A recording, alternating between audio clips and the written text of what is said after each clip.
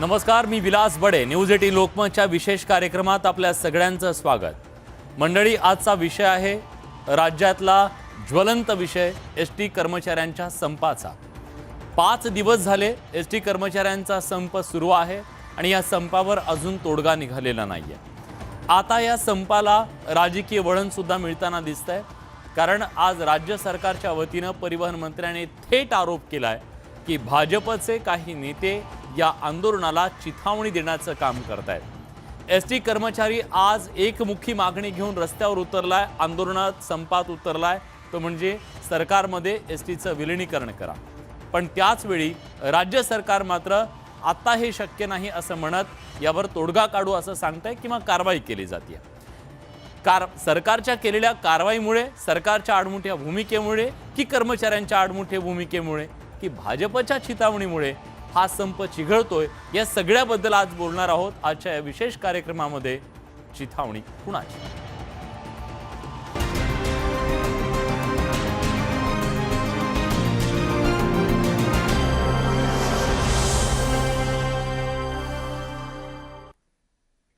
या विषयाच्या संदर्भात बोलण्यासाठी आपल्या सोबत मान्यवर पाहुणे असणार आहेत. आपल्या सोबत असणार आहेत शिवसेनेचे प्रवक्ते सचिन अहिर आणि आपल्या सोबत काही वेळातच जोडले जातील सदाभाऊ खोत, जे माजी मंत्री आहेत राज्याचे आणि या एसटी कर्मचाऱ्यांच्या या सगळ्या आंदोलनामध्ये ते हिरिरीनं सहभागी झालेले आहेत. सचिन अहिर यांच्याकडे सुरुवातीला जातोय. सचिन भाऊ, तुम्हाला असं का वाटतंय की आज जे आंदोलन एसटी कर्मचाऱ्यांचं आहे त्या आंदोलनाला भाजपच्या या सगळ्या लोकांची चिथावणी आहे? कर्मचाऱ्यांची जी मागणी आहे त्या मागणीचं काय? नाही, आम्ही इकडे काय पक्षकुटचा काय आम्ही किंवा आरोप करण्याचा प्रयत्न नाहीये. आमचं फक्त एवढंच म्हणणं आहे की ज्या पद्धतीने या संपूर्ण प्रकरणाला एक वेगळं वळण लावण्यात येत आहे ही दुर्दैवाची गोष्ट आहे. आणि त्यातून स्थानिक स्तरावरती भारतीय जनता पार्टीचे स्थानिक आमदार जाऊन लोकांना सांगतायत की नाही, तुम्ही करा, हा संप करा, आम्ही तुमच्या मागे आहोत. प्रश्नाच्या बाबतीत मागे राहणं, पाठिंबा देणं हे समजू शकतो, पण त्याही व्यतिरिक्त अशा चितवणी देऊन त्या लोकांना डायव्हर्ट करणं हे जे दुर्दैवाने होत आहेत ते आपल्याला म्हणजे नकारता येणार नाही. आपल्याला जर आपण एकंदरीत जर पाहिलं की हे संपूर्ण प्रकरण हे न्यायालयीन प्रक्रियेमध्ये आता गेलेलं आहे. नक्कीच या सर्व प्रश्नाच्या बाबतीत पक्ष म्हणून किंवा बी असेल किंवा कामगार नेते असतील, माझ्या तर भावना पण याच्यामध्ये त्यांच्याबद्दल सहानुभूतीचेच आहेत.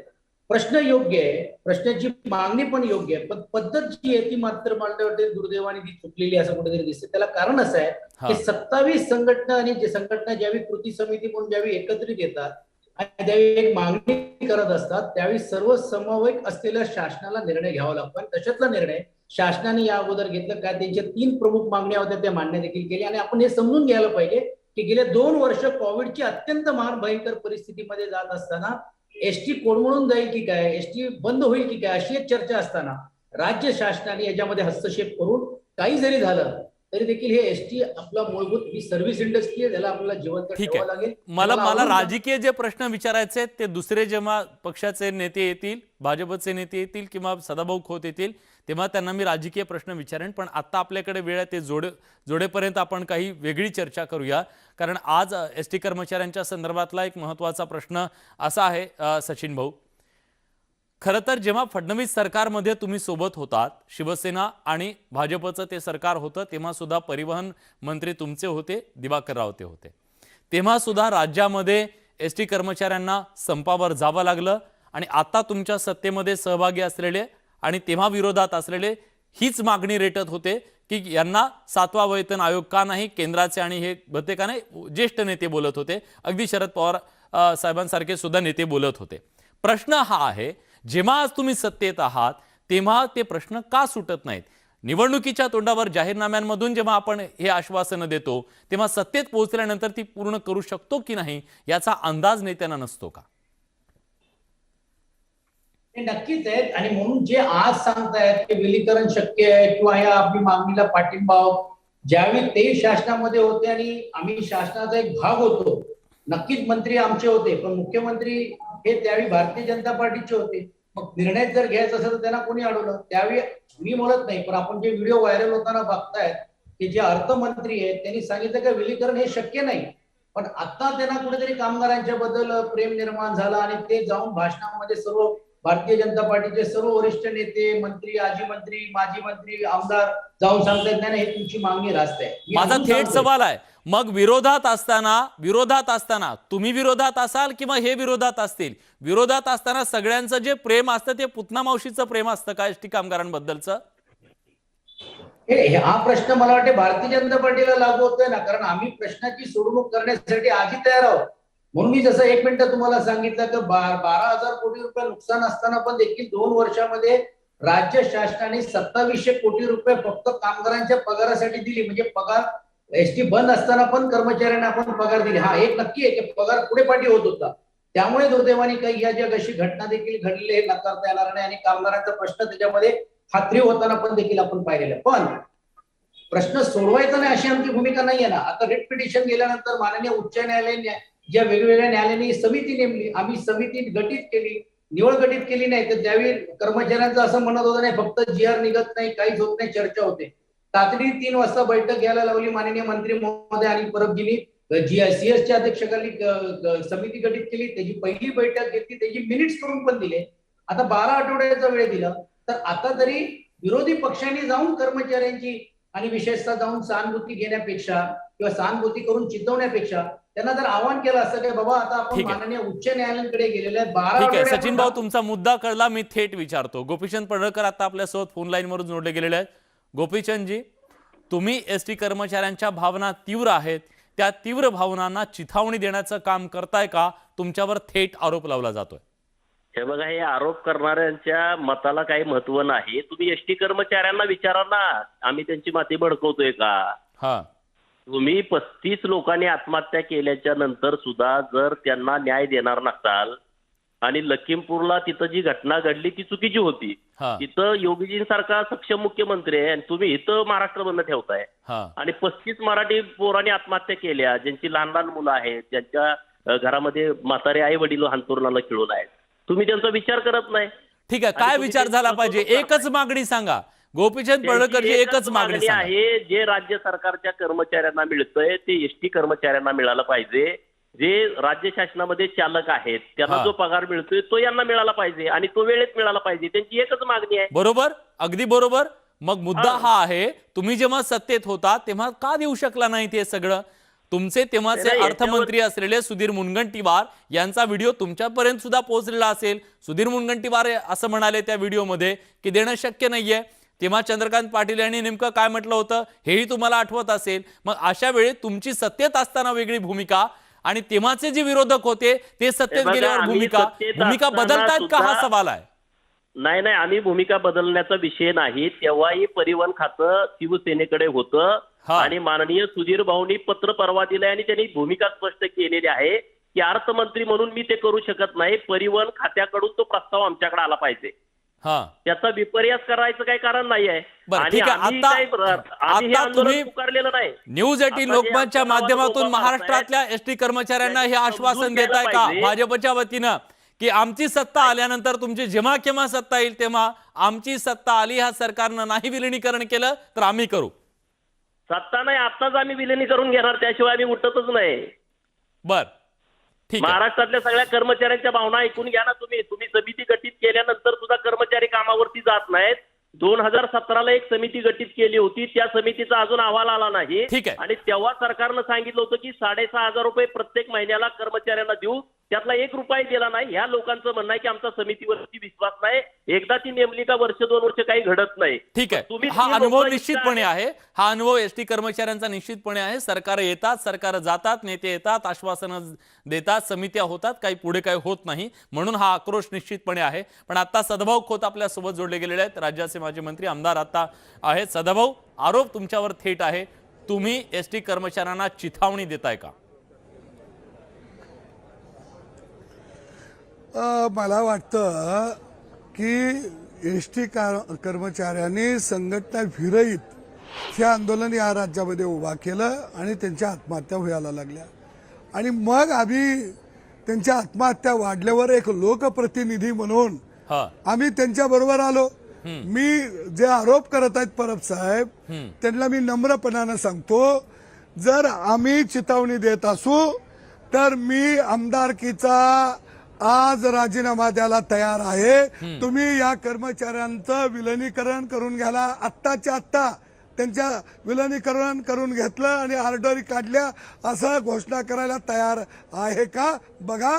मी या ठिकाणी राजीनामा द्यायला तयार ठीक आहे. मी सदाभाऊ मी विचारतो आता, सचिन अहिर आपल्या सोबत आहेत, मी सचिन अहिर यांना विचारतो. मी येतो सदाभाऊ तुमच्याकडे येतो, पण मला एक प्रश्न घेऊ द्या. सचिन अहिरजी, स्पष्टपणे त्यांचं म्हणणं आहे राज्यामध्ये आज इतक्या सगळ्या जणांच्या आत्महत्या झाल्या, 35 पेक्षा जास्त एसटी कर्मचाऱ्यांनी आत्महत्या केल्या. इथल्या डोळ्यात जरी अश्रू आले जनतेच्या तर सत्तेला अस्वस्थ वाटायला हवं. प्रश्न हा आहे की इतक्या आत्महत्या झाल्यानंतर सुद्धा जर सरकार जागा होणार नसेल, त्यांच्या मागण्या मान्य होणार नसतील आणि त्यांचं जे दुःख आहे ते दूर होणार नसेल, तर विरोधी पक्ष म्हणून आमचं ते काम आहे त्यांची वाचा फोडणं, ही त्यांची भूमिका आहे. यात मग चुकलं काय? विरोधी पक्ष या नात्याने नक्कीच त्यांनी सहानुभूती कामगारांच्या बरोबर ठेवली पाहिजे. पक्ष म्हणून आणि विशेषतः शासन म्हणून पण देखील आमची भूमिका पण देखील आहे. पण ज्यावेळी एक प्रक्रिया असते किंवा कुठचाही निर्णय जर घ्यायचा असतो तर आपण त्या निर्णयाची प्रक्रिया होते. भारतीय जनता पार्टी ज्या पोटतिडकीने म्हणतायत, मुख्यमंत्री त्यांची होते त्यावेळी प्रस्ताव आला नाही असं म्हणतात, त्यांना कोणी रोखलं होतं का? कर्मचारी त्यांनाही निवेदन द्यायचे, त्या काळामध्ये पण आंदोलन झाले, मोर्चे निघाले. आणि एवढं जर पोटतिडकीने ते म्हणतायत आणि त्यांची भूमिका आहे, तर जिकडे जिकडे भारतीय जनता पार्टीचे राज्य शासनाचा मध्ये सहभाग आहे, मुख्यमंत्री आहे, तिकडे त्यांनी ते निर्णय जाहीर करावा. आम्हालाही त्याची प्रेरणा मिळेल की हो बाकीच्या राज्यांनी जाहीर केलं तरी देखील इकडे करायला काय. पण सचिन भाऊ, अशा प्रकारची प्रेरणा आपण तेलंगणाकडून घेऊ शकतो, आंध्र प्रदेश कडून घेऊ शकतो. आंध्रामधून घेतो ना, मी येतोय ना त्याच्यावर. आंध्राचा एक राज्य आहे ज्यांनी ही भूमिका घेतली. आंध्राची तुलना आणि आपण जर केली तर तिकडे 11,000 बसेस चालतात, आपल्याकडे 18,000 चालतात. मी परत सांगतोय की हा प्रश्न न करण्याची भूमिका किंवा प्रश्न आता सोडवायचाच नाही अशी नाहीये, पण कुठेतरी कोणावरती तर विश्वास ठेवला पाहिजे. गोपीचंदजींनी सांगितलं की आम्हाला शासनावर विश्वास नाही कर्मचाऱ्यांना, पण आता हे सर्वोच्च न्यायालयाकडे गेलंय ना. सर्वोच्च न्यायालयाने ही समिती गठीत केली आहे. ती गठीत केल्यानंतर देखील आता 12 आठवड्याची वेळ दिली आहे, त्यातून निर्णय अपेक्षित आहे. आपलं एवढंच म्हणणं आहे, माननीय मुख्यमंत्री महोदयांनी पण आवाहन केलं, उपमुख्यमंत्र्यांनी पण केलं की प्रवासीला वेटीस धरू नका. मागणी तुमची योग्य आहे का अयोग्य ही समिती ठरवेल ना. आणि त्या समितीमध्ये समाधान नाही झालं आणि मग तुम्ही एक भूमिका घेतली तरी आपण समजू शकतो. कर्मचारी या मानसिकतेत आहेत किंवा होते. सचिन भाऊ, माझा थेट सवाल आहे, सचिन भाऊ माझा थेट सवाल आहे, चर्चेतून मार्ग काढायचा. हे आंदोलन, हा संप जरी आता सुरू झालेला असला, हा संप जरी गेल्या 5 दिवसापासून त्याची तीव्रता वाढत असली तरी गेल्या 2 महिन्यापासून या राज्यामध्ये एसटी कर्मचाऱ्यांच्या आत्महत्यांचं सत्र सुरू होतं. राज्य सरकारसाठी तो एक इशारा नव्हता का?